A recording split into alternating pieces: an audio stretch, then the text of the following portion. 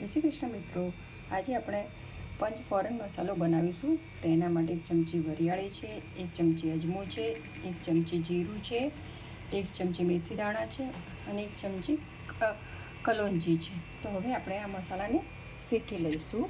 તો સૌપ્રથમ આપણે ગેસ સ્ટાર્ટ કરીશું. આ જો મેં ગેસ ચાલુ કર્યો છે.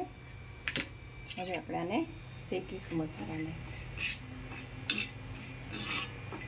આ પંચફોરન મસાલો તે 5 વસ્તુ ભેગી કરીને બનાવવામાં આવે છે.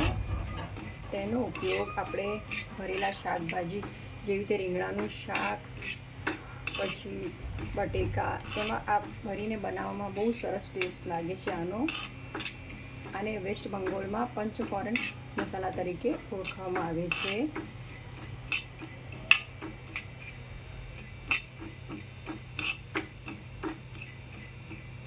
જો આપણો મસાલો હવે શેકાવાયો છે. આ શેકાઈ ગયા પછી આપણે આને ઠંડુ પાડી મિક્સરમાં આને ક્રશ કરી લેવાનો છે. આનો પાવડર બનાવી દેવાનો છે.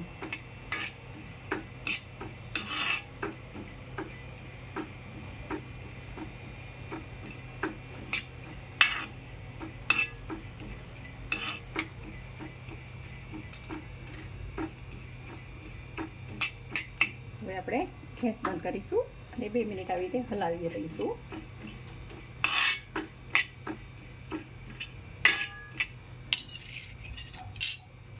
અને હવે આપણે તવીને નીચે ઉતારી લઈશું.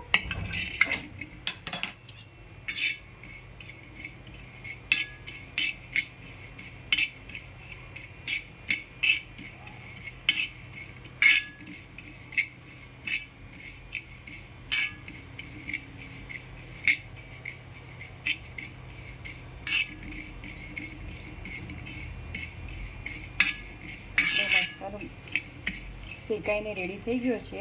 હવે થોડો ઠંડો થઈ ગયો છે. હવે તેને મિક્સર જારમાં લઈ ડીશમાં લઈને આપણે એનો પાવડર બનાવીશું.